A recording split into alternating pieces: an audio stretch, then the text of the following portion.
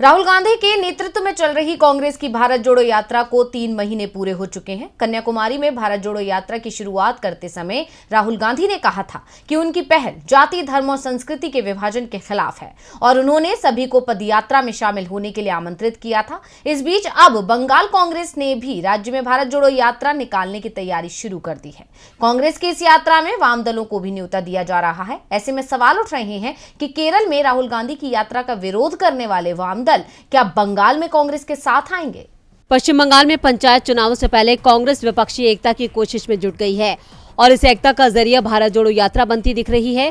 कन्याकुमारी से जब कांग्रेस की भारत जोड़ो यात्रा केरल पहुंची तो वाम दल इससे दूर ही रहे, लेकिन पश्चिम बंगाल के वाम गठबंधन का विचार बदला हुआ दिख रहा है।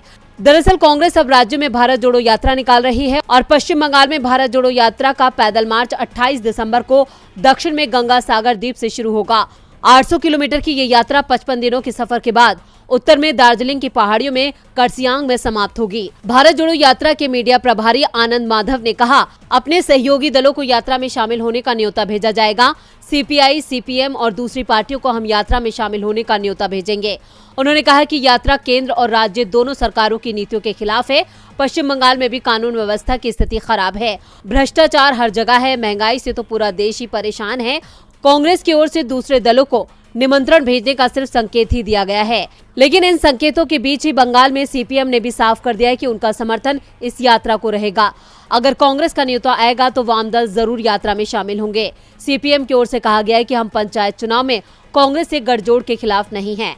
वाम दलों के लिए टीएमसी और बीजेपी से लड़ने के लिए कांग्रेस से गठबंधन करना जरूरी है, इसलिए चुनाव से पहले यात्रा में भाग लेना एक अच्छा अभ्यास होगा।